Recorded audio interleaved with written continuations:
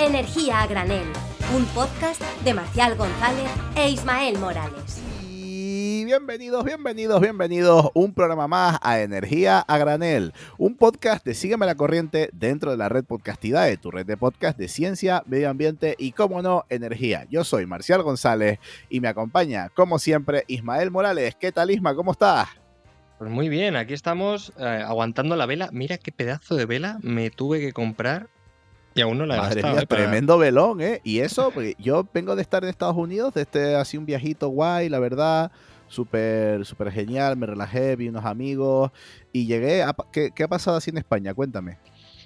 No, nada, pues lo que ha pasado es que la secuencia de eventos fue, primero hay un apagoncillo aquí en el barrio, luego directamente se ha caído toda España y luego pues obviamente la gente, el boca a boca decía que se había caído toda Europa. Entonces la gente pues mandó apagones. Y eso fue lo que ha pasado, Marcial. Lo que pasa es que tú no Es estás verdad que enterado. algo escuché de que había habido un apagón en España. Bueno, para los telespectadores que nos están telespectando, sepan ya que efectivamente nos hemos enterado por lo que sea de que ha habido un apagón en España. Este programa lo estamos grabando el día 14 de mayo a las 19:20 de la tarde, hora Eso es. de Madrid, para ser más concretos. Y es el primer programa que grabamos después de mis vacaciones en Estados Unidos y después del apagón. Por lo tanto, bueno, queríamos responder un poquito antes, pero por lo que sea, yo estaba de vacaciones y también me apetecía un poco esperar a que salieran más informaciones. Entonces, no se preocupen, porque hoy vamos a traer un programa súper completo, con un Sí. montón de participaciones. Vamos a intentar ir desgranando siempre desde la prudencia lo que ha pasado en esto del apagón. Y bueno, lo que sí que no se ha apagado es el calor que nos da siempre nuestro patrocinador, que, Y bien que hilado. no es otra... Claro, que no es otro que Fractal, que ya saben que es una empresa que ofrece soluciones de mantenimiento inteligente para un futuro más sostenible. Todas estas cosas que les gustan a Ismael, de Internet of Things, Me de encanta. mantenimiento predictivo, que incluso, no sé si tú lo sabías, Ismael, que una gestión Cuéntame. deficiente de los activos puede aumentar el consumo energético de una instalación hasta en un 30%. Efectivamente. Lo sabía. O sea Por que eso. con Fractal, a lo mejor si todos en España hubiéramos tenido, bueno, toda la generación Bueno, en España hubiera estado bajo el dominio de Fractal, no se hubiera apagado. Pero bueno, la verdad que Fractal ofrece unas soluciones de monitorización en tiempo real, de mantenimiento predictivo, optimizando recursos, minimizando fallos y disminuyendo el desperdicio de energía, contribuyendo a soluciones no solo más económicas, sino también más sostenibles. Ya saben que si quieren saber mucho más de todas estas cosas tan guays que hace Fractal, tienen que entrar en www.fractal.com, www.fracttal.com. Y un poquito dándole las gracias a Fractal. Y entrando ya un poco en materia del programa, hoy, Ismael, bueno, vamos a hablar un poquito de todo esto, pero no lo vamos a hacer con un entrevistado, porque lo que se nos ha ocurrido es buscar muchas participaciones. Ismael es una persona a la que le gusta darme dolor de cabeza, darme trabajo, y a mí también, pero viceversa. O sea, me gusta poner a Ismael a trabajar, darle cosas que hacer, estrés, porque claro, es que, ¿qué sería tu vida sin mí, Ismael? pues la verdad que un paraíso. Pero sí que es verdad que no aprendería tanto. Y la idea en realidad fue mía, porque estábamos pensando, además fue un poco todo urgente, ¿no? Y rápido, oye, ¿a quién traemos? Se está dando... Porque, por ejemplo, hemos visto a lo largo de estas semanas una cantidad de formatos y sobre todo muy innovadores, bestiales, entre un RIN y un pronuclear y un prorenovable, luego comités de sabios a tres bandas que ninguno era sabio en diferentes programas de televisión. Entonces toda esa confluencia de intereses que al final cada uno tiene, personal, económico y ideológico, ¿por qué no? Porque hay que decir que la ideología tiene mucho que ver en el sistema energético. Y en ese caso pues dijimos, bueno, vamos a hacer un mosaico de expertos, cada uno en su campo, y a partir de ahí que nos expongan cuáles son sus argumentos y que cada uno pueda sacar sus conclusiones dentro de, como ya decimos, la prudencia de que no sabemos realmente las causas. Efectivamente, pues si quieres, podemos presentar a nuestro primer interviniente. Van a ir entrando en forma de mensaje de audio, los hemos ido ordenando, hemos recogido diferentes opiniones de diferentes sectores, de diferentes perspectivas, para intentar un poquito armar el puzzle, no solo hacia el pasado, hacia qué pasó, hacia el presente de cómo se está gestionando todo esto, sino también hacia el futuro de cómo se están preparando los diferentes actores del sistema eléctrico. Creo que no nos va a quedar un programa, nos va a quedar un programa bastante guay, me refiero. Pero si quieres, Isma, procedemos a darle entrada a todos estos intervinientes. Venga, por favor, para nosotros es un honor tener al Consejo de Sabios de verdad. Bueno, todos han sido invitados ya en Energía Granel. Nuestro primer interviniente no es otro que Pablo Ledesma. Él es profesor titular en el Departamento de Ingeniería Eléctrica de la Universidad Carlos III de Madrid, y hemos querido contar con él, que sin duda es la opinión más técnica, más objetiva, más pura que podíamos traer sobre operación de sistemas eléctricos, y es la persona que nos va a sentar las bases de lo que ocurrió, de qué nos podemos esperar, un poquito la que nos marcará la introducción de todo esto que vendrá después en nuestras intervenciones. Así que, sin más dilación, vamos a escuchar a Pablo Ledesma, profesor titular del Departamento de Ingeniería Eléctrica de la Universidad Carlos III de Madrid. Lo que el público sabemos ocurrió es poco, y lo sabemos por ENSOE, que es una asociación de operadores de sistema del ámbito europeo, a la cual pertenece Red Eléctrica, el operador del sistema español.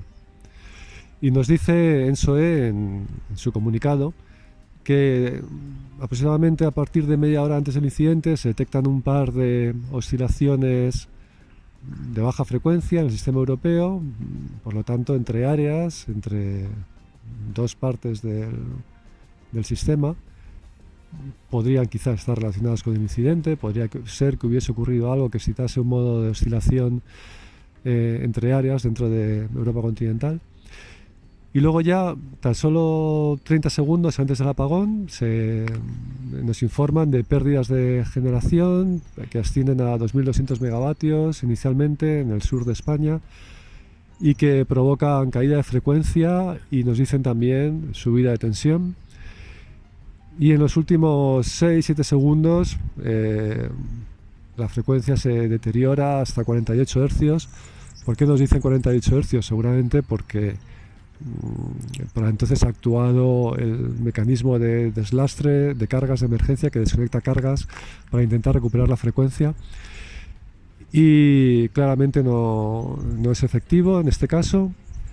Y bueno, pues en los últimos 2-3 segundos se produce la desconexión entre Francia y España por un relé de pérdida de sincronismo, es decir, la frecuencia en el sistema ibérico estaba cayendo rápidamente, y 2 segundos después pues se constata el apagón. Bueno, esta ha sido la opinión del profesor Pablo Ledesma, que más que una opinión ha sido una narración de los hechos. Aquí también redirigir a los telespectadores que nos han telespectado hacia una mesa redonda que tuvo lugar en el día de ayer, en el día martes 13 de mayo de 2025.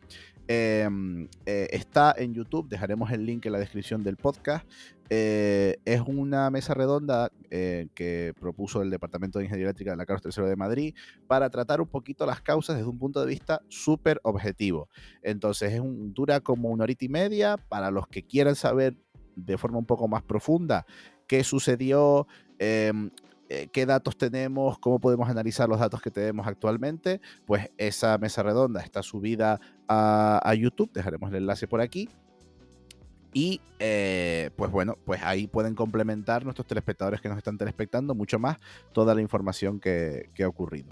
Y si te parece, Ismael, aparte de todo esto, hoy, día 14 de mayo, la vicepresidenta Sara Gaesen comparecía en el Congreso de los Diputados, y tenemos un extracto de sus declaraciones que voy a proceder a leer con el permiso de Ismael Morales, donde se detalla un poco desde ya fuentes oficiales, se amplían un poco los datos que tenemos y se van detallando cada vez más lo que pasó ese día. Así que voy a proceder a leer textualmente lo que nos transmite el Ministerio de Transición Ecológica y Reto Demográfico a través de las declaraciones del día de hoy, en el Congreso de los Diputados de la vicepresidenta y ministra Sara Agaese. Dice así: poco después de superar las 12 horas y media, las 12:30 horas, la demanda del sistema peninsular español era de 25.184 megavatios. Una demanda baja pero razonable teniendo en cuenta la temperatura suave el día lunes y la hora, valle del mediodía. Había aproximadamente 3 gigavatios de consumo de bombeo y pocos minutos después de las 12:30 se inicia un proceso de pérdidas de sucesivas generación hasta que hasta el momento constan 3 eventos identificados de pérdidas sucesivas de generación. El evento número 1 sucede a las 12:32 y 57 segundos. Se trata de una pérdida de generación en una subestación de la provincia de Granada. El evento número 2 ocurre a las 12:33 y 16 segundos, es decir, 19 segundos después se produce un evento similar de pérdida de generación, esta vez en la provincia de Badajoz, y el evento 3 se produce a las 12:33 y 17 segundos, unos 20,3 segundos después de la primera pérdida de generación, y tenemos otra nueva pérdida de generación en la provincia de Sevilla. La suma de estos 3 eventos y las estimaciones actuales del operador del sistema hasta este momento se acumulan en un total de más de 2,2 gigavatios de pérdida de generación en esos 20 segundos, en esos 20,3 segundos, esos 3 eventos que relatábamos antes. Inmediatamente después arranca una fase de desconexión de generación en cascada por sobretensión. Junto a esta pérdida de generación a mayor escala se produce una pérdida de sincronismo entre el sistema peninsular y el continental. Esta pérdida de sincronismo hace que se activen las protecciones correspondientes en la interconexión con Francia, aislando el sistema eléctrico peninsular del resto del sistema europeo. A las 12:33 y 20 segundos, la bajada de frecuencia cruza el primer umbral de deslastre de bombeo, los 49,5 hercios, según el mejor conocimiento disponible. Al seguir registrándose pérdida de generación, la frecuencia continúa bajando y según la información de la que dispone el MITECO, se activan los sucesivos escalones de deslastre, segundo de bombeo y umbrales de demanda, en un reducido espacio de tiempo. Se van activando los diferentes escalones de deslastre de demanda hasta que a las 12:33 y 22 segundos se activa el sexto escalón de deslastre de demanda, el último escalón. Sin embargo, ninguno de estos procesos logra detener la caída del sistema y finalmente se alcanza el cero peninsular. También añaden que en el análisis de las causas elaboradas hasta ahora se pueden descartar que no se trata de un problema de cobertura, tampoco un problema de reserva, ni un problema del tamaño de las redes, y tampoco se han hallado indicios de que el operador del sistema red eléctrica haya sido objeto de un ciberataque. Bien, muy clara, muy concisa esta información, me gusta, muy técnica por parte del MITECO. Cada vez tenemos más datos. No sé qué te parece a ti, Ismael, si tú quieres complementarlo con algo. No, al final yo creo que hay que tener en cuenta que han pasado prácticamente 2 semanas, la información viene muchas veces con cuentagotas, ahora se sabe prácticamente al minuto qué es lo que ha pasado. Al principio recordemos que se sabía, ¿no?, que habían caído 2 plantas de generación en el suroeste de España, luego supimos que había una tercera que cayó justamente antes, creo que fue como unos 26 segundos antes que el resto, que en este caso, pues bueno, tenemos primero las oscilaciones interáreas de frecuencias a las 12 y 20, luego a las 12:32 y 57 segundos, esa caída que ya sabemos por la ministra Sara Agaese que se localizó en la provincia de Granada, sabemos sin conocer tanto, importantísimo, el tamaño en potencia de esa planta de generación y la tecnología. Luego posteriormente, ya te digo, 19 segundos después, a 12:33 y 16 segundos y 18, pues caen 2 pérdidas de generación, una en Badajoz y otra en Sevilla. Seguramente, pues bueno, ya te digo, esto es algo que no se sabe y como ya se ha comentado previamente, pues al final se desconecta automáticamente Francia y España para protegerse de las pérdidas de sincronismo, y esto es algo que al fin y al cabo todas las protecciones que se activaron para evitar los desvíos de tensión y sobretensiones en la fotovoltaica, se cayeron 15 gigavatios, luego también se cayeron otras tecnologías, entre ellas las nucleares, y 50 millones de personas, nada más y nada menos, en España y Portugal quedaron sin electricidad en cuestión de segundos. Como sabemos, Canarias y Baleares tuvieron suministro, al no estar interconectadas eléctricamente, pero sí es importante destacar, y esto no lo ha vivido Marcial, entonces se lo recuerdo, de que también en Canarias y Baleares lo sé por experiencia, se cayeron las conexiones móviles. También hubo problemas con los móviles, hubo problemas con internet, debido a que muchas de estas, al final los centros están en la península y dejaron también un poco desubicado y deslocalizado a Canarias y Baleares. Esto es un poco lo que yo puedo añadir, que como biólogo, bien sabéis, aquí dejamos a los ingenieros trabajar. Muchas gracias, Isma, por las aclaraciones. Claro, por eso me preguntaba mucha gente que yo me acuerdo del día del apagón que estaba en Boston, me preguntaba mucha gente si en Canarias se había ido la electricidad también, y yo decía, no, Canarias es un sistema eléctrico aparte, no tenía nada que ver, pero claro, mucha gente afectada porque la caída de electricidad en la península provocó fallos en las telecomunicaciones en Canarias. Y bueno, por eso mucha gente está un poco perdida de qué había pasado, pero bueno, está bien aclarar estas cositas, que Canarias, tanto Canarias como Baleares, seguían teniendo suministro porque son sistemas eléctricos aislados. Aquí aclarar también que para los telespectadores que nos están telespectando, tengan muy en cuenta que todo esto ocurre en 26 segundos. O sea, todo lo que les estamos relatando, estos 3 eventos de deslastre de carga, de pérdidas de carga, con esa pérdida de la interconexión con Francia, esa caída de las tensiones, salen todos los mecanismos de deslastre para intentar salvar la caída de la frecuencia, y finalmente, pues, cuando la frecuencia se va a cero y se cae el sistema, todo eso pasa en 26 segundos. Es decir, hay muy poco tiempo para la acción humana. Todos estos mecanismos suceden de forma automática. Prácticamente los operadores de red iban viendo a lo mejor tocaron cómo el se botón caía. rojo, ¿no? Claro, todo se caía, todo se iba cayendo, hasta que, bueno, pumba, salta todo y pues nos vamos al cero. Pero por eso es tan complejo analizar todo esto, porque ocurre muy, muy rápido y de forma automática. De hecho, en 20 segundos ocurren las primeras pérdidas de generación. Muchos eventos, estamos hablando de cosas que han ocurrido en milisegundos, incluso microsegundos. Por eso es tan complicado saber qué pasó y sacar conclusiones al respecto. Claro, en este punto es interesante recalcar lo que dijo Red Eléctrica, de decir, tenemos 700 millones de datos, que analizar en un momento para localizar justamente el milisegundo en que se conoció o empezó a caer la frecuencia de esa planta que no sabemos todavía cuál es, y en ese caso, pues, prudencia, tiempo, se sabe.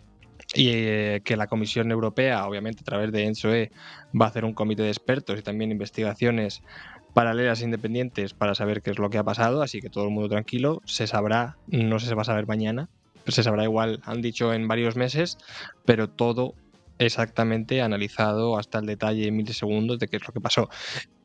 Y en este punto vamos a traer a nuestro siguiente invitado, que, como ya todos sabéis, es amigo de la casa, como se suele decir, es Sergio Fernández Munguía, ingeniero en una multinacional del sector renovable, y es autor de Wind Letter, nuestra newsletter semanal de confianza con toda la actualidad de la industria eólica, también colaborador, como ya he dicho, de Energía a Granel. Además, podéis echar un vistazo en el último capítulo que hicimos de eólica marina, y Sergio nos va a dar un poco su opinión sobre qué es lo que ha pasado, y también, dando un poco su argumento del suceso, que al fin y al cabo es el mosaico que queremos dar en este programa. Así que, Marcial, cuando quieras ponemos el audio. Adelante. Hola, Marcial, Ismael y a todos los oyentes de Energía a Granel. Pues nada, por mi parte, comentar en términos generales que lo primero que habría que tener, yo creo que es prudencia, ¿no? Estamos oyendo muchas teorías, mucha gente buscando muchos culpables, pero la realidad es que los expertos reputados en general llaman a la prudencia, ¿no? No, realmente el que tenga muy, muy claro, ¿no?, quién ha sido el culpable de este apagón y las causas exactas, normalmente es que está respondiendo a una agenda concreta, ¿no? La mayoría de expertos respetables en general llaman a la prudencia y están hablando mucho de los eventos, ¿no?, de los eventos que conocemos y que han podido desencadenar el apagón, pero no tanto así de los culpables concretos. Y el informe, pues ya sabemos que tardará tiempo, como ha ocurrido con otros eventos en la red eléctrica europea, pero que seguro que que nos desvela muchos datos y conclusiones. Bueno, pues como decía antes Ismael, y como dice Sergio en su audio, los datos y todo lo que pasó lo vamos a tener porque tanto esta Asociación de Operadores de Red Europeos, ENSOE, según lo digas en inglés o en español, y tanto Red Eléctrica de España están muy metidos en investigar qué pasó. Vamos a tener un informe bastante exhaustivo y vamos a tener todos los datos, eso no nos queda ninguna duda. Por lo tanto, como comenta Sergio y como comentaba también Ismael, hay que ser muy prudentes en nuestras conclusiones, porque en estos días ha habido mucho ruido mediático, ha habido mucha gente que ha querido ser el primero que comentaba algo, que sacaba conclusiones. Bueno, además es interesante, Marci, que Red Eléctrica dijo en la primera sesión que se había detectado la caída de 2 plantas de generación y eran de fotovoltaica en este caso, lo cual luego se retractaron y dijeron que no sabían exactamente de qué tipo de tecnología. Entonces, a partir de ahí, pues claro, dio pábulo a una especulación prácticamente, yo creo que sin precedentes, para denostar a todas las renovables, y eso todavía sigue coleando 2 semanas después. Sí, es verdad que a la fotovoltaica fue casi que a quien le cayó el primer palo. Claro. Primero por ser una tecnología renovable, por ser una tecnología quizás más nueva, aunque bueno, no es tan nueva en el sistema, pero de las más modernas, por así decirlo. Se habló mucho de que podía haber sido unas plantas fotovoltaicas las culpables. La verdad es que a día de hoy, como ya hemos dicho, pues no sabemos qué tecnologías son las plantas que saltaron, lo sabremos, pero pues forma parte de este puzzle que hay que armar ahora de eventos que han ido pasando en cachitos muy pequeños de tiempo, y llevará, pues, habrá que ponerlo todo en orden y habrá que esperar a ver qué dicen Red Eléctrica y ENSOE. También se estaba poniendo mucha atención, se está poniendo mucho el foco encima de la fotovoltaica porque pues estos días se ha dicho que la fotovoltaica está operando con una potencia reducida porque Red Eléctrica se huele que puede introducir perturbaciones en el sistema. Bueno, como tampoco queremos nosotros aventurarnos a decir cosas que no son, vamos a presentar ahora a nuestro tercer interviniente. Él también es un colaborador muy habitual de Energía Granel. Él es Héctor de Lama, es director técnico en la Unión Española Fotovoltaica, en la UNEF, y le hemos preguntado por pues esta tecnología a la que le cayeron los primeros palos en el apagón, que es la fotovoltaica. Le hemos preguntado primero pues qué pasó, y bueno, pues cómo se vivió desde el sector fotovoltaico. Vamos allá con Héctor. Actualmente no conocemos la causa exacta del apagón. Lo que sí que sabemos es que después de cortarse la interconexión con Francia, un gran contingente de fotovoltaica se desconectó de la red. En los días posteriores salió mucha desinformación diciendo que claramente esto era causa de la fotovoltaica y que una serie de hipótesis en relación con la capacidad o no de la fotovoltaica y otras tecnologías de aportar inercia. Pero lo cierto es que en este momento no sabemos si fue un problema de falta de inercia. Lo que sí que sabemos es que, bueno, si fuera un problema de falta de inercia, la fotovoltaica está preparada tecnológicamente para poder aportar inercia sintética y para eso, bueno, simplemente tiene que aprobarse la regulación europea que regule el grid forming, y de esa manera podrán aportar estos servicios a la red. Bueno, esa es la palabra del mes, ¿no? Vamos, el concepto, grid forming. Grid forming, inercia, sincronismo, son igual que cuando en la pandemia aprendimos que era el RNA, el ARN mensajero, aprendimos Bueno. que... Mucho me parece eso ya, ¿eh? Bueno, habló el biólogo, claro. Aprendimos un montón de terminología, PCR, no sé cuánto, no sé qué virus, pues bueno... igual que aprendimos un montón de términos que salían en los medios, ahora hemos visto también un montón de nuevos términos en los medios de los que ya hemos hablado en este programa. Pues hemos hablado de grid forming, hemos hablado de inercia, hemos hablado de generación síncrona. Al final, ¿qué pasa con todo esto? Pues una de las cosas a las que se apuntaba era de que había funcionando mucha energía renovable, que no es energía convencional, que funciona mediante generadores síncronos grandes, aunque bueno, la hidráulica, por ejemplo, es renovable y funciona con generadores síncronos, pero por ejemplo la solar no tiene esa capacidad de aportar inercia. Haremos un programa especial, no se preocupen, sobre inercia, sobre beamforming, aunque tenemos un programa que luego volveremos a referenciar. Ya tenemos un programa en el que hablamos con Antonio Solar, hablando un poquito de todo esto, de qué es la inercia, qué es la evolución de inercia. Lo dejaremos por aquí. De hecho, lo Dime. podéis buscar también, lo dejaremos por aquí, pero se llama Apocalipsis del 100% renovable, que prácticamente hila muy bien con lo que pasó el otro día. Ya, donde ya aventurábamos todo este debate que se está viniendo, ¿no? Sobre pues, si pueden las renovables dar o no inercia, qué es inercia.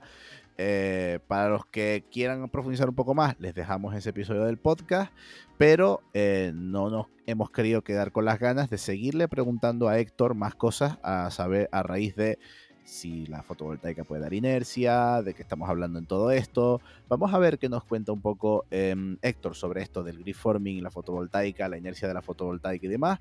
Y ahora seguimos explicando más cosas. Así que adelante, Héctor, segunda intervención. El sector fotovoltaico ha vivido el apagón como otros sectores de generación, pues con inquietud y siempre pensando en qué hace falta a nivel regulatorio, porque como decía, a nivel técnico hay muchas capacidades que no se están aprovechando todavía para pues, poder aportar a la red pues, distintos servicios, ya sea un control de tensión más dinámico, que regula pues, exactamente cuánta capacidad, qué proporción de potencia activa y reactiva se puede aportar, o grid forming, etcétera, ¿no? O sea, lo que estamos ahora es pendientes de ver qué avances regulatorios puede haber para que la fotovoltaica pueda contribuir más activamente a la estabilidad de la red.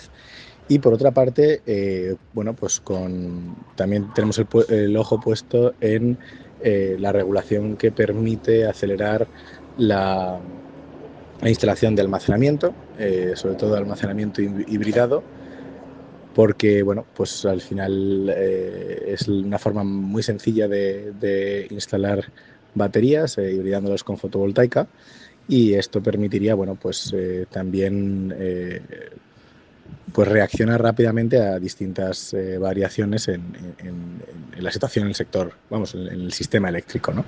Bueno, aquí Héctor profundiza un poco en las posibles soluciones que podría ofrecer la fotovoltaica. Si quieres, Ima, vamos a parar aquí unos minutitos a hablar un poco de esto de inercia, de generación síncrona, vale.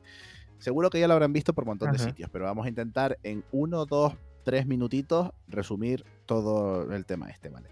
Generación convencional, ya sabemos, nuclear, hidráulica, ciclo combinado, funcionan moviendo una turbina, ya sea pues quemando cosas como en el gas, dejando caer el agua como en la hidroeléctrica, o calentando o quemando cosas carbón como antaño, claro. Mucha gente decía, oye, reactivemos el carbón.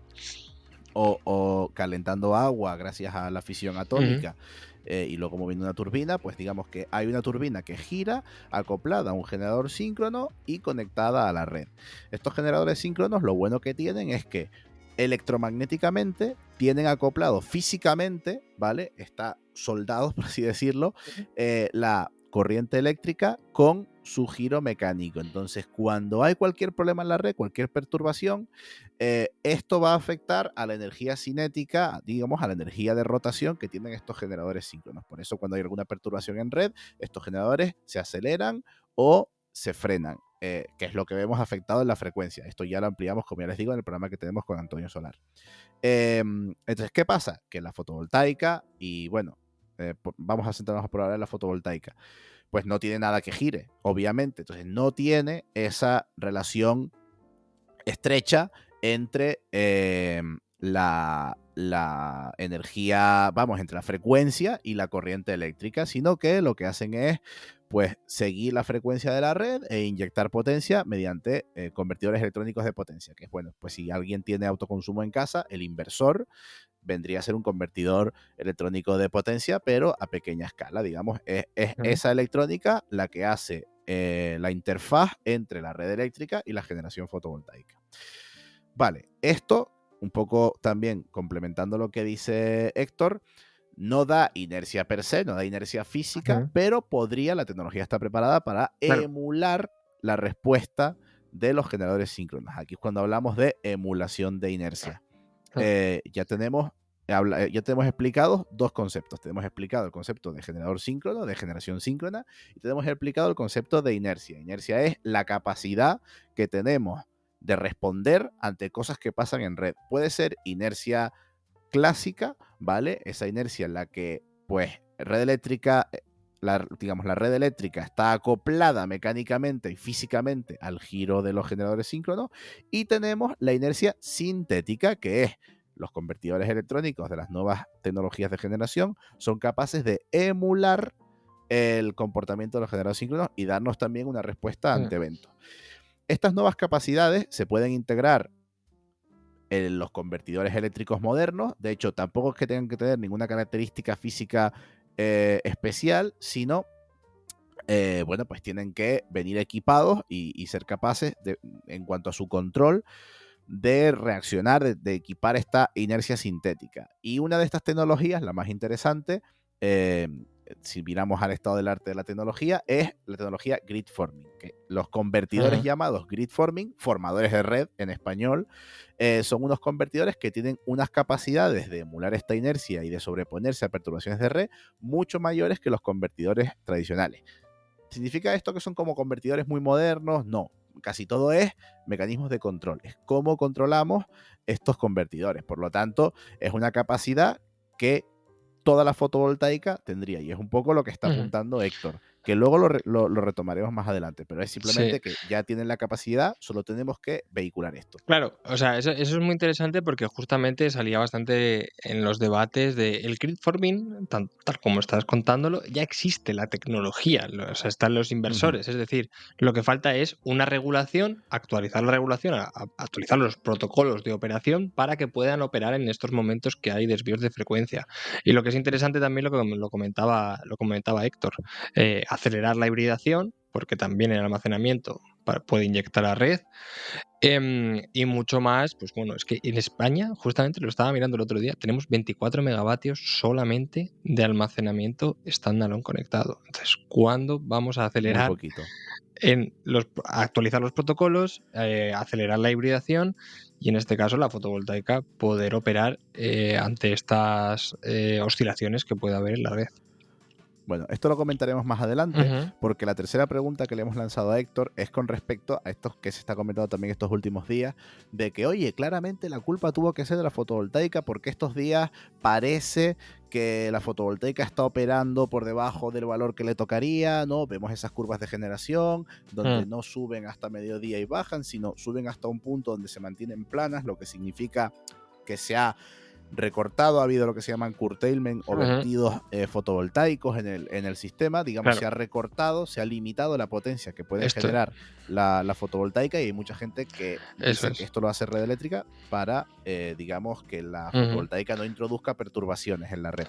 Claro, esto se lleva haciendo mucho tiempo, y esto es lo que quiere decir, Marcial, es que hay exceso de oferta, exceso de generación cuando la demanda es baja. Entonces, pues bueno, se puede provocar un desequilibrio o desacoplamiento entre oferta y demanda. Y aquí yo creo que Héctor nos puede iluminar.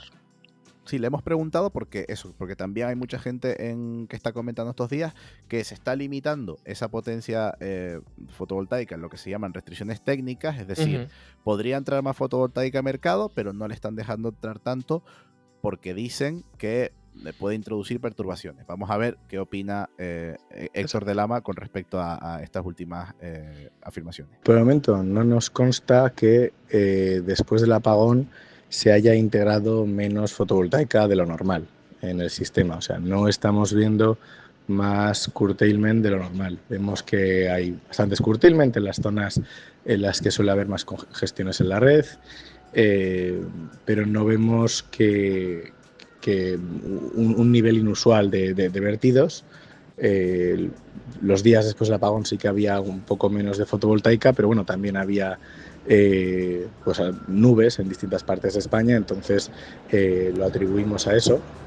Entonces, por el momento no creemos que esté habiendo más vertidos de lo normal debido al apagón. Bueno, pues queda claro, ¿no? Al fin y al cabo, también te digo, es normal que Red Eléctrica diera orden los días siguientes de mantener operando la hidroeléctrica y al ciclo combinado como potencia base, ¿no? Al fin y al cabo, lo que queríamos evitar ante un acontecimiento totalmente infrecuente era que se volviera a repetir, ¿no? Y en ese caso, pues es lo que sucedió.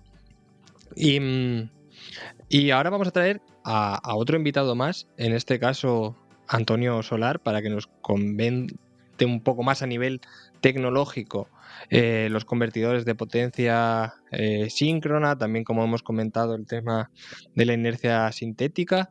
Bueno, Antonio Solar, como todos lo sabéis, es amigo del programa, ingeniero de integración de sistemas basados en convertidores de frecuencia de alta potencia, en aplicaciones navales, industriales y de energía.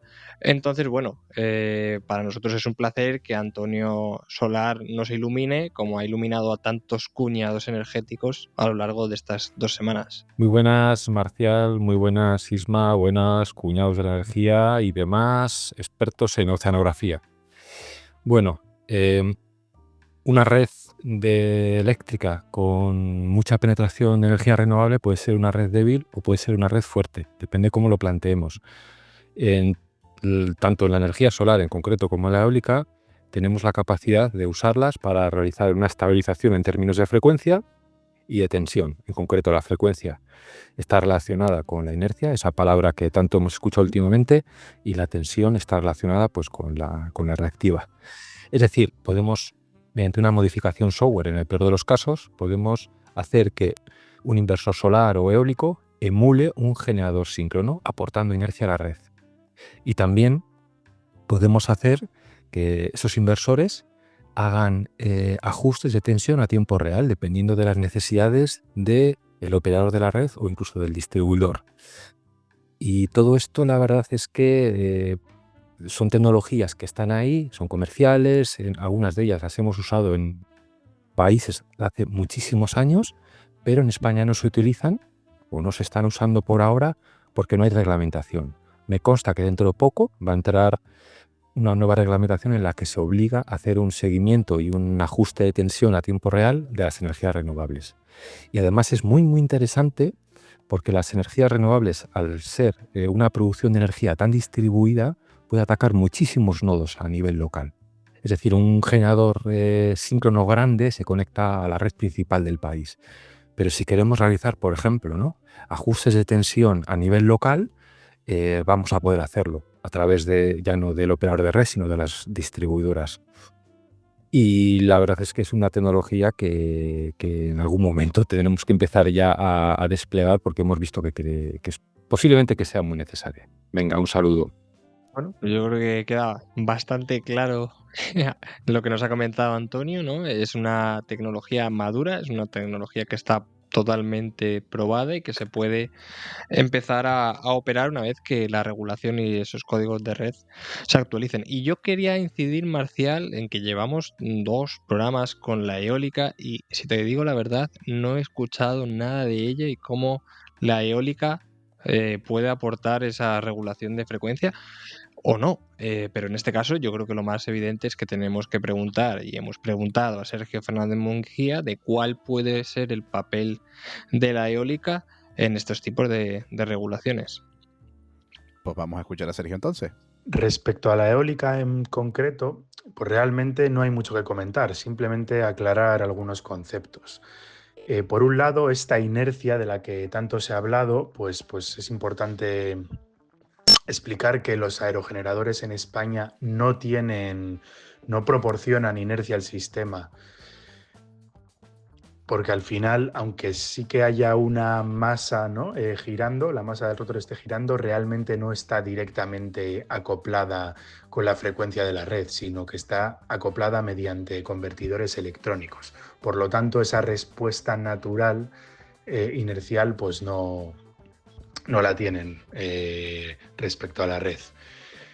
Eso no quiere decir que tecnológicamente sí que haya aerogeneradores preparados para dar este soporte de inercia, algunos aprovechando la propia energía cinética del rotor y otros con apoyo de almacenamiento mediante baterías.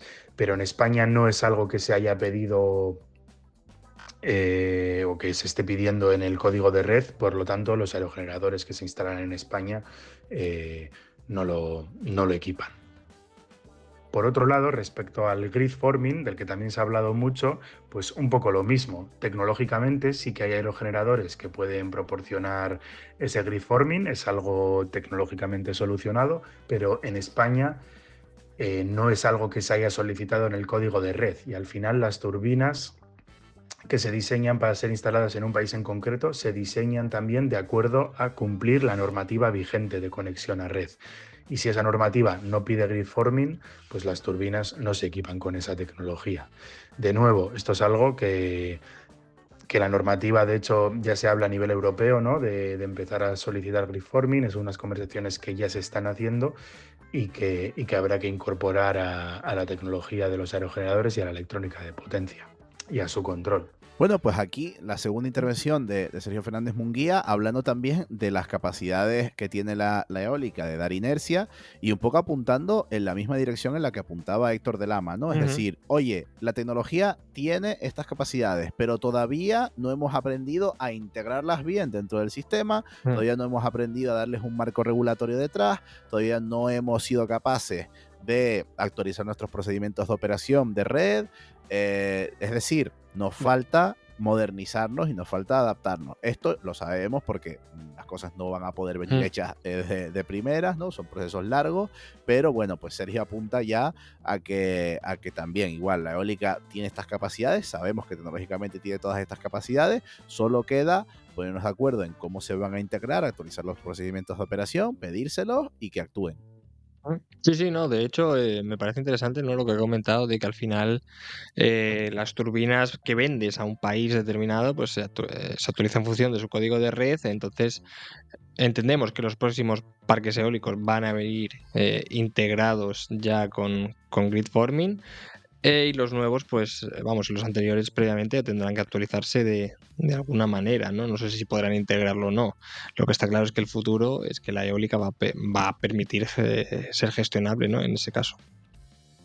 Claro, no sé si es tan gestionable, pero sí que es verdad que sí que van a poder aportar estas tecnologías renovables, tanto eólica como fotovoltaica, van a poder ayudar al control de tensión, van a poder ayudar al control de frecuencia dentro de sus posibilidades de recurso variable, pero van a ser tecnologías que son claves y las tenemos que hacer todavía más claves porque las tenemos que hacer todavía más partícipes del control y la gestión de nuestro sistema eléctrico. Ya, tanto Héctor como Sergio nos han dicho que son capaces, simplemente hay que pedírselos, que exigírselos y que ayudarlas a que se actualicen y a que contribuyan a todo esto.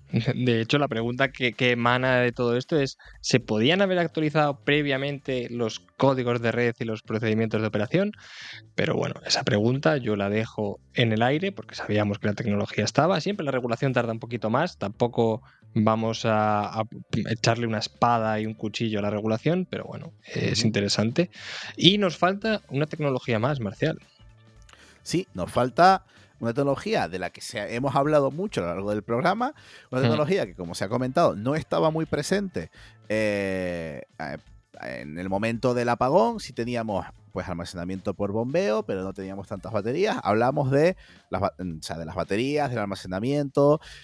Teníamos que entrar en profundidad, hablar de esta tecnología, hablar no solo de la perspectiva presente y futura del almacenamiento, sino conocer el estado en el que se encuentra, y para ello vamos a recurrir a una pasada invitada también de Energía a Granel. Ella no es ni más ni menos que María Santamaría, que es la responsable de proyectos de BESS e hidrógeno renovable para Beiba Renovables en Iberia. Y vamos a escuchar todo lo que nos tiene que decir sobre las perspectivas del almacenamiento después de esto del apagón. Vamos allá con el primer audio y vamos comentándolo poquito a poco. Se habla mucho de la inercia y el apagón ha puesto mucho el foco en si en una red con una penetración masiva de renovables tiene mucha o poca inercia y si eso pudo ser o agravar el apagón. Bueno, yo creo que la red es algo mucho más complejo. que la causa pudo ser la falta de inercia, pero también pudo ser cualquier otra, que hay que controlar muchas variables y que en cualquier caso, bueno, pues ya hablarán los expertos cuando concluyan su análisis, ¿no? Que una red con más inercia, pues sin duda hubiera prolongado la sucesión de eventos, pero esto no quiere decir que lo hubiera evitado, probablemente lo hubiera retrasado hubiera retrasado el colapso, quiero decir, en el rango de segundos, pero de ahí a decir que si la red hubiera tenido más inercia esto no hubiera ocurrido, yo pienso que todavía no podemos lanzar una frase tan contundente. Bueno, aquí María sumándose a los otros intervinientes y también a nosotros en prudencia, en esperar un poco a tener los datos. Me parece muy curioso lo que comenta de que es verdad, y hay que recalcar que tampoco tenemos tan seguro que si no tuviéramos... que si tuviéramos más inercia, no sabemos si el sistema hubiera aguantado o no. Eso o sea, no sabemos si es la claro. causa, efectivamente. Como desconocemos las causas, no podemos saber en realidad las soluciones. Entonces, bueno, pues hay que ser cautos y le seguimos preguntando a María, ahora ya sí, específicamente sobre qué panorama tienen ahora, después del apagón, los sistemas de almacenamiento. Escuchamos qué tiene que decirnos María Santamaría. Bueno, pues desde mi punto de vista, sí, los sistemas de almacenamiento ya tenían un buen panorama en cuanto a su desarrollo, viabilidad de su desarrollo. El incidente del apagón yo creo que ha marcado un punto de inflexión porque ahora se entiende las ventajas y las funcionalidades que puede aportar el almacenamiento, no solo para facilitar la penetración de las renovables en el mix energético, sino también ofreciendo pues esas funcionalidades de servicios o soporte de red, ¿no? Aportando estabilidad y gestionabilidad. Es más, el incidente ha puesto de relieve pues la complejidad que supone el sistema eléctrico, la vulnerabilidad de la península ibérica, muy probablemente por esas interconexiones insuficientes, y sobre todo la relevancia o la importancia que tiene pues esa calidad del suministro eléctrico como valor estratégico de país. Entonces, bueno, pues todo lo que aporte y de soporte a esta estabilidad, a esta calidad de servicio o de suministro eléctrico, me imagino que se verá beneficiado, vamos a decir así. Bueno, aquí María no viene sino a repetir un poco o a sumarse a las palabras tanto de Sergio como de Héctor, porque entendemos que los BESS, el almacenamiento, están un poco en la misma situación que está la eólica y la fotovoltaica. Es decir, tecnológicamente sabemos que no hay ningún tipo de problema en que pues, los sistemas de almacenamiento, especialmente los sistemas de almacenamiento con baterías, den inercia en el sistema, o sea, aporten inercia al sistema, contribuyan al control de tensión, etcétera, etcétera. Bueno, hablamos de baterías porque, bueno, toda esta ahora mismo es lo que se prevé que se instale masivamente en España en los próximos años, por eso casi que hablamos exclusivamente de baterías. Obviamente el almacenamiento por bombeo, o sea, al ser generación síncrona, puede dar respuesta de inercia, obviamente, pero hablamos aquí en este caso de los sistemas de batería.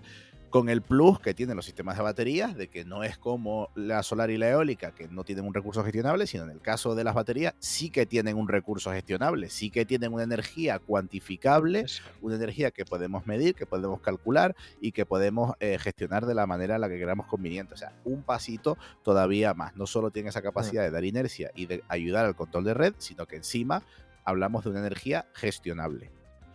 Sí, efectivamente. Vamos, yo creo que al final el boom de las baterías se estaba esperando ya para finales del segundo semestre de 2025.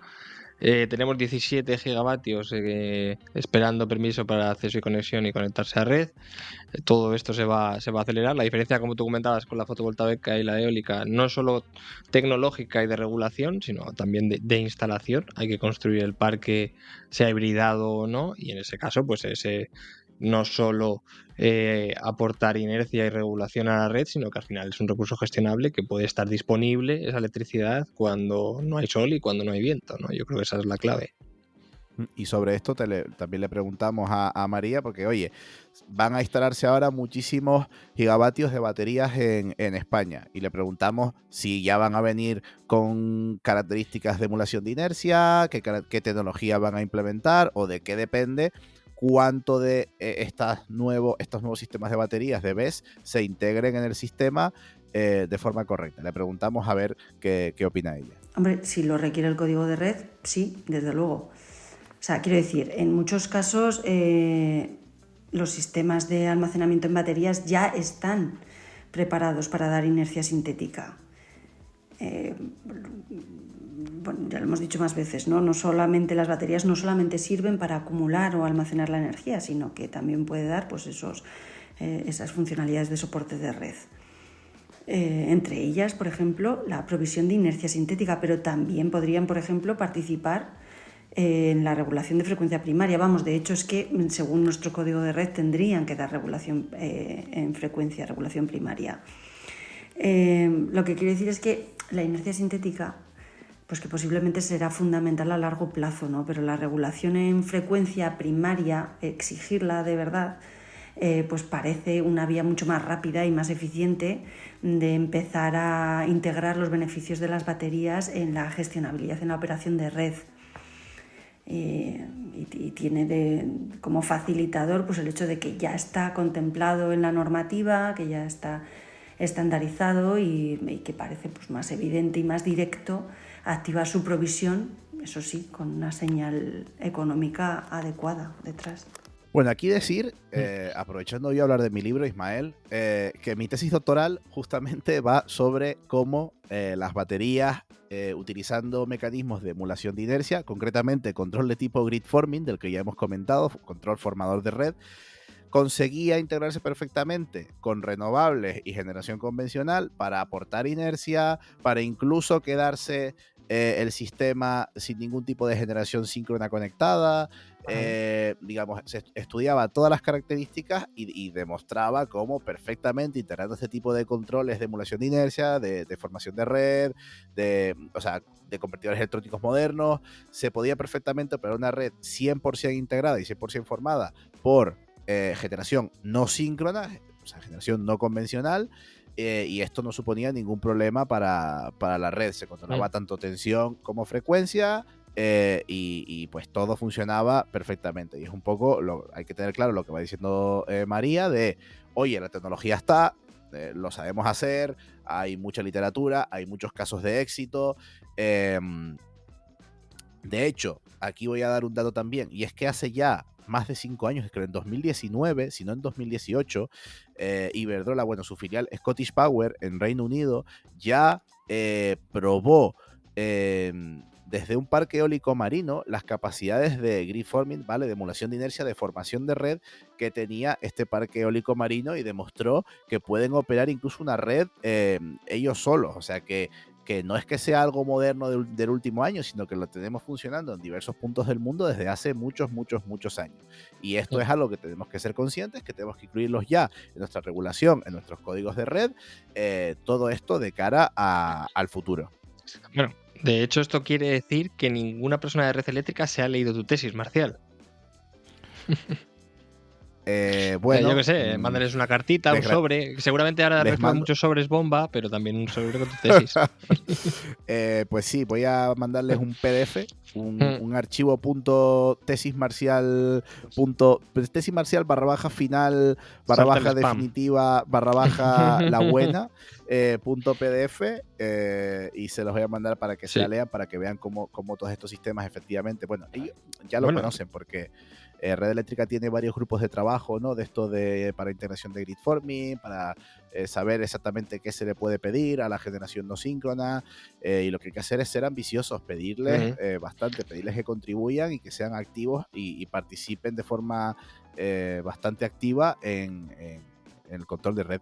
De hecho, esto ya se ha comentado en muchos lados, ¿no? Detrás del apagón, después del apagón que hubo en 2016 en Australia, el código de red australiano se actualizó para que pudieran operar, ¿no?, los sistemas con gridforming. También creo que lo comentamos no sé si fue con Antonio o en otro programa, porque al final todo este tema siempre está en mi cabeza como una nube cuando estoy cerca de Marcial. De hecho, a mí me sonaba por ti. Pero entonces, bueno, vamos a seguir preguntando a María, ¿no? Yo creo que tiene Sí, muchas vamos cosas. a lanzarle ya la última pregunta, que vendría a saber, una vez ya sabemos, a día de hoy, cómo está los sistemas de almacenamiento de energía, vamos a preguntarles qué podemos esperar de los sistemas de almacenamiento de energía de cara al futuro. Así que adelante, María. Pues mira, la verdad es que yo creo que el sector ya se está moviendo bastante rápido. O sea, al final el almacenamiento es un producto muy versátil, tecnológicamente maduro, muy atractivo, pero también muy complejo, y bueno, pues esto había obligado a que el sector se profesionalizase mucho en poco tiempo, ¿no? Entonces, pues desde el punto de vista tecnológico, los sistemas de baterías que están ya en el mercado, pues ya venían preparados para ofrecer todas estas funcionalidades avanzadas de soporte de red, ¿no? Desde luego, habilitadas para dar la regulación de frecuencia, evidentemente tienen que cumplir con el código de red, pero también de dar esta respuesta rápida e incluso del gridforming, ¿no? Entonces, quiero decir que tecnológicamente ya estábamos listos. Desde el punto de vista de la regulación, pues había bastante movimiento también, ¿no? Entonces, desde las asociaciones estamos trabajando de una manera muy activa y muy dinámica, tanto con Red Eléctrica como con la CNMC, para aterrizar, cómo diseñar estos mercados regulados que incentiven dar estos nuevos servicios de ajuste, de flexibilidad, de control de tensión, y también para definir las condiciones específicas de acceso y de conexión de los sistemas de almacenamiento a la red, ¿no? Desde hace ya unos meses los operadores están publicando la capacidad de acceso disponible de acuerdo a las nuevas especificaciones de detalle que definen cuál es la metodología para el cálculo de esta capacidad como generación, y en breve esperamos que también se aprueben las especificaciones de detalle que definan cómo calcular el acceso como demanda. Y bueno, desde el punto de vista o desde la perspectiva del promotor, pues yo diría que nos estamos preparando de una forma estratégica, ¿no? Un poco buscando dónde tiene más sentido ubicar estos proyectos, estas soluciones de almacenamiento, qué nudos o en qué nudos se puede aportar más valor,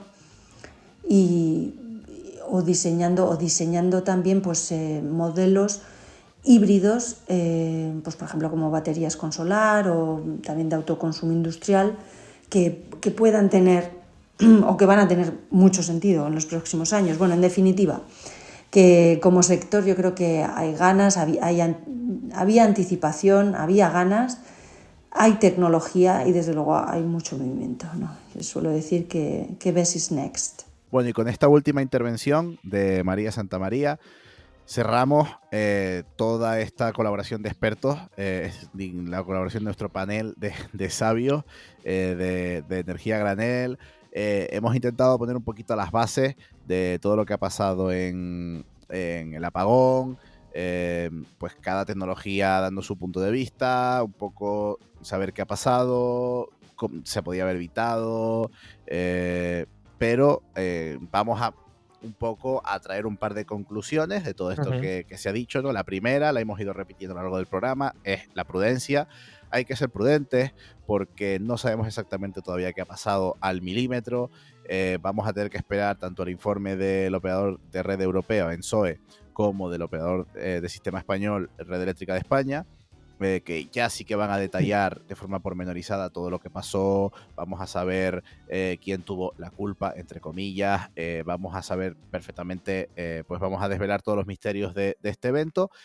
Pero pues hay que ser pacientes y no sacar conclusiones. Insisto en lo que ya comentaba Sergio, que sacar conclusiones, o sea, si ven a gente por ahí sacando conclusiones y apuntando hacia un lado o hacia otro, la verdad que indica todo este ruido mediático, ¿no? Al final lo que demuestra es que hay gente que actúa bajo fuertes conflictos de intereses y hay gente que está muy, muy necesitada o muy interesada en apuntar hacia una dirección u otra. Nosotros desde aquí trasladamos paciencia, todo se sabrá y lo iremos desvelando poquito a poco. ¿No crees, Ismael? Sí, no, yo creo que es un evento extraordinario. Una vez ha pasado en 60 años y como comentabas, yo creo que al final, incluso en este propio programa hemos aprendido muchas lecciones que tenemos que empezar a aplicar, entre ellas actualizar los códigos de red, ¿no? Para que exija las tecnologías, pues ese grid forming que estábamos hablando, y evitar, al fin y al cabo, lo que pasa estas 2 semanas, ¿no? Que levantabas una losa y te salían 100 expertos de energía que luego no tenían ni Hoy son idea. todos expertos en cónclaves papales.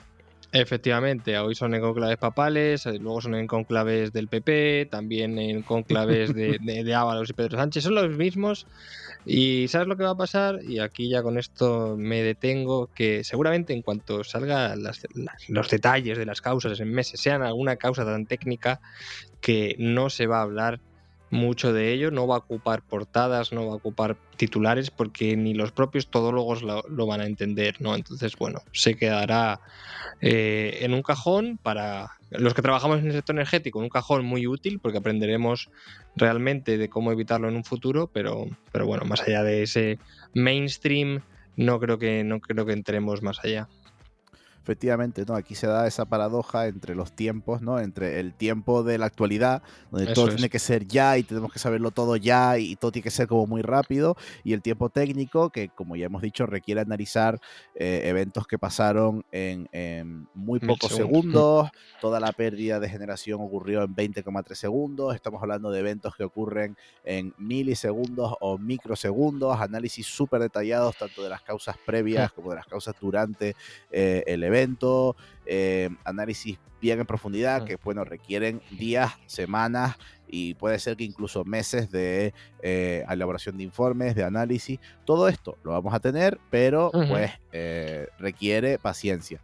Y ante todo, como ya hemos dicho, ya esto ha sido obviamente algo tremendamente negativo, es algo que nadie se esperaba, es algo que no se puede tolerar, que no se debe tolerar y que no se debe operar contando con esta posibilidad ningún sistema eléctrico, pero bueno, ha pasado, era posible que pasara, aunque era poco probable, pero era posible que pasara, ha pasado y tenemos que tomarlo como algo de lo que tenemos que aprender muchísimo, analizar muchísimo e integrar nuevas tecnologías y, como han dicho todos nuestros expertos, integrar nuevas formas de operación de red y de operación de tecnologías para evitar que esto vuelva a pasar en el futuro. Creo que eso es un poco con lo que nos tenemos que quedar de mensaje para llevarnos a casa. Totalmente. Y yo te voy a dar un mensaje más y es, en este caso, romper una lanza por red eléctrica.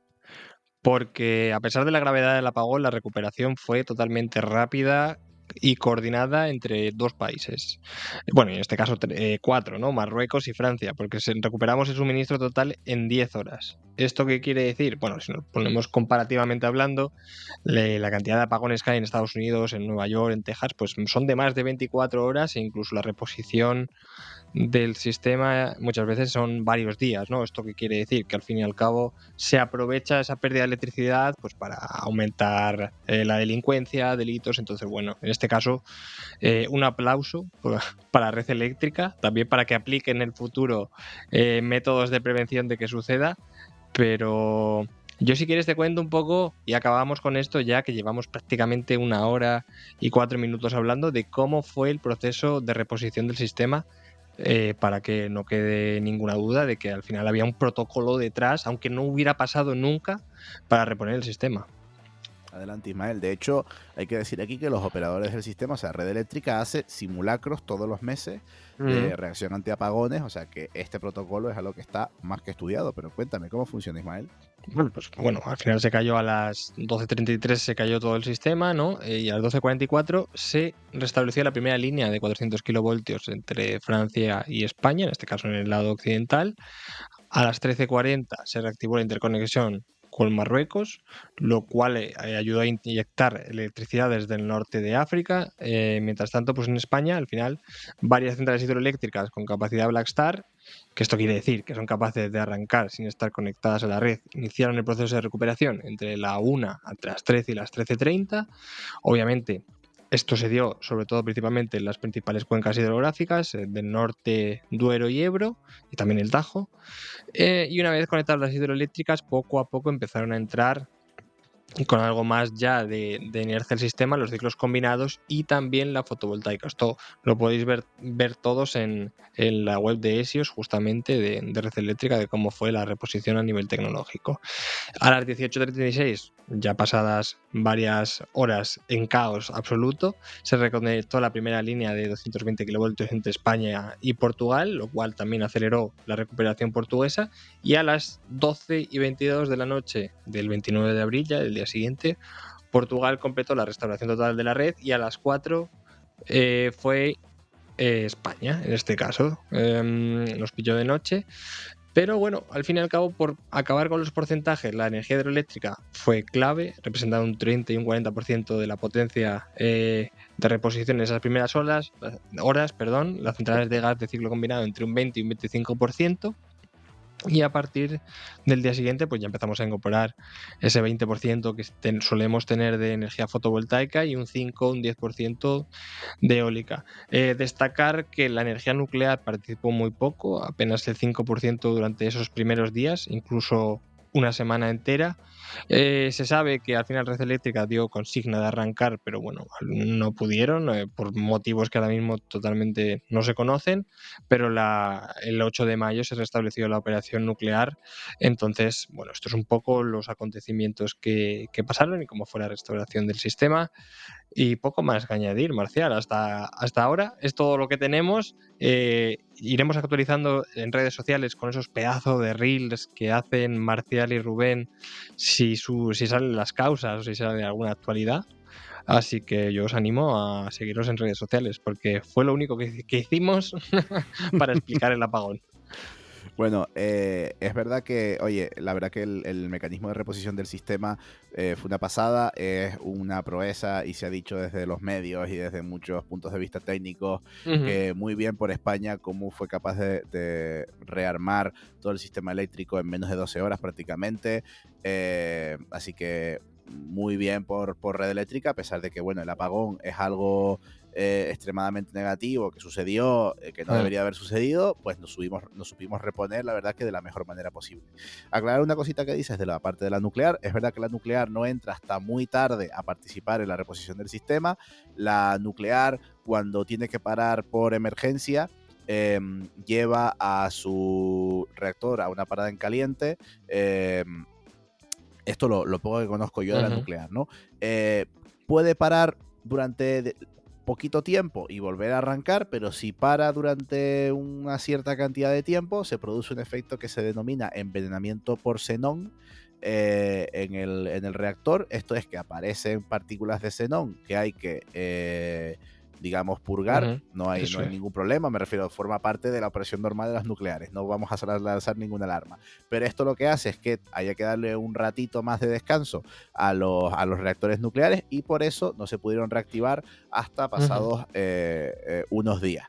Pero bueno, pues la verdad que es muy bonito ver cómo se va produciendo ese rearme, primero desde las interconexiones con Francia y con Marruecos, luego la hidroeléctrica va también energizando, se van conectando con diferentes puntos de generación, se van formando islas energéticas y luego la parte compleja es ir uniendo todas esas islas energéticas hasta conformar la totalidad del sistema eléctrico. La verdad que es súper bien ese procedimiento, un 10 a Red Eléctrica. Yo creo que hasta aquí el programa de hoy. Vamos a quedarnos a la espera de lo que ha pasado, les traeremos las últimas noticias cuando salgan. Espero que por lo menos las causas y las perspectivas de aquí hasta el futuro hayan quedado claras. Cualquier duda, ya saben que estamos tanto en redes sociales, Ismael arroba Ismora López en Blue Sky, y yo, Marcial González, arroba Capitán Renovable en Blue Sky. También estamos en LinkedIn. Nos pueden consultar cualquier cosa, podemos entrar a debatir cualquier cosa que consideren oportuna. Muchas gracias a todos los expertos que han participado en el programa de hoy. La verdad que su vida ha sido, de un valor incalculable, porque hemos traído muchísimos puntos de vista diferentes. Muchas gracias a todos los telespectadores que nos han telespectado. Esperamos haberles aclarado bastantes dudas que han tenido con esto del apagón, y ya saben que nos vemos muy pronto. Nos vemos la semana que viene en el próximo programa. Chao, hasta pronto. Gracias. Continua o alterna, de Thomas o de Tesla, está vivo o está muerto, con o sin cebolla. Sígueme, la corriente, sígueme, electrón con electrón. Sígueme la corriente, suscríbete y sé mi protón.